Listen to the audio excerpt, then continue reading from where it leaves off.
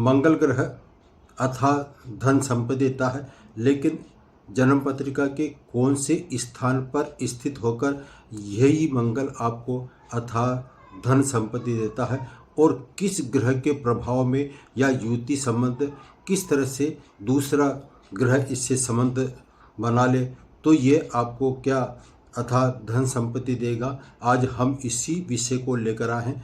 अधिक विलंब न करते हुए सभी को जय श्री कृष्ण। हम आज का विषय प्रारंभ करते हैं।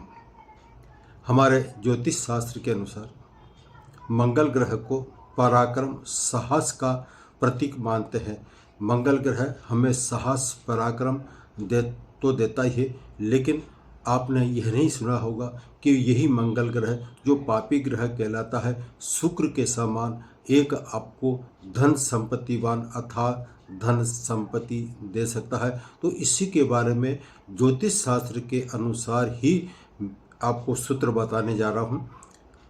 हमारे ज्योतिष शास्त्र में जैसा कि आप जानते हैं कि 9 ग्रह होते हैं, उसमें से 7 ग्रह सूर्य से लेकर शनि और राहु और केतु को हम छाया ग्रह मानते हैं।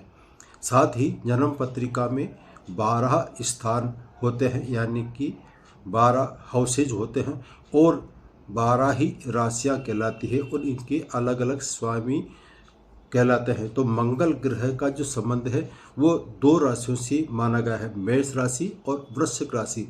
मेष राशि और वृश्चिक राशि का यह स्वामी होने के कारण इस मंगल ग्रह को एक पावरफुल तो मनाया है, लेकिन जन्म पत्रिका के एक स्थान ऐसा है जिसको हम कैरियर की दृष्टि से देखते हैं।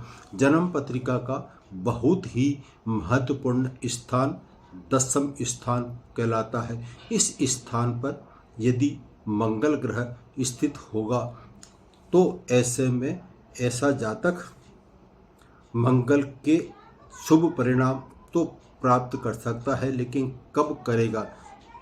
जन्म पत्रिका में यदि मंगल उच्च का या स्वग्रही हो, उच्च का जो है यह मंगल उच्च का मकर राशि में कहलाता है और स्वग्रही का मतलब होता है मेष या वृश्चिक, इन दोनों में से एक राशि का 10वें स्थान पर स्थित हो तो ऐसे में पंच महापुरुष योग जो एक राज योग कारक होता है उसके अनुसार मंगल ग्रह रोचक नामक योग का निर्माण करता है, जिसकी जन्म पत्रिका में 10वें स्थान पर यदि मंगल स्वग्रही यानी कि मेष या वृश्चिक राशि में हो और उच्च का यानी कि मकर राशि में स्थित हो जो कि शनि की राशि कहलाती है, इसमें यदि मंगल ग्रह स्थित हो तो यह एक प्रबल राज योग कारक माना गया है।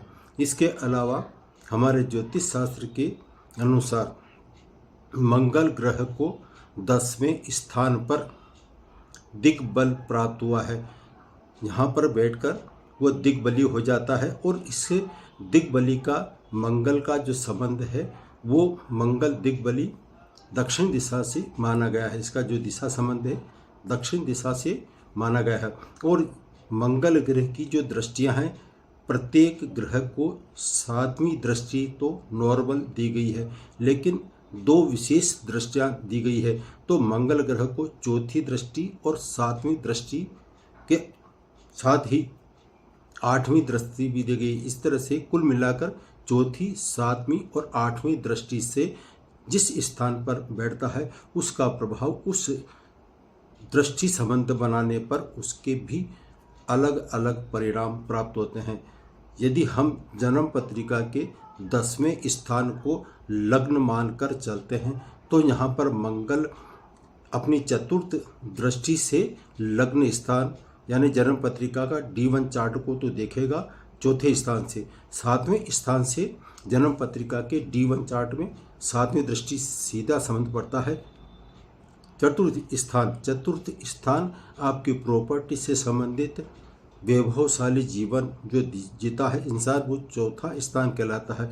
माँ के सुख के अलावा आप प्रॉपर्टी यानी कि चल और अचल संपत्ति का मालिक 4th स्थान पर को माना गया है। तो ऐसे में जन्म पत्रिका के 10वें स्थान पर मंगल स्थित होगा तो लग्न को तो प्रभावित करेगा ही सही, उसके अलावा चतुर्थ स्थान को भी यह प्रभावित करने के साथ ही इसकी 8वीं जो दृष्टि पड़ती है वो पंचम स्थान पर पड़ती है।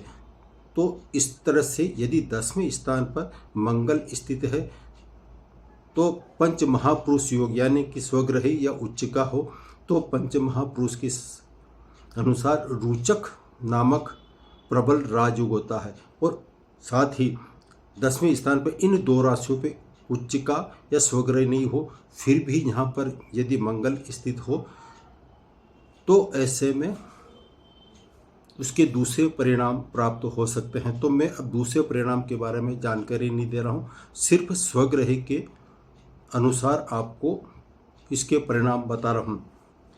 जब जन्म पत्रिका के हम बात करते हैं कि ये 2 किस तरह से यानी कि मेष और वृश्चिक राशि किन स्थानों पर स्थित होगी तो यह अपना असर दिखाएगा।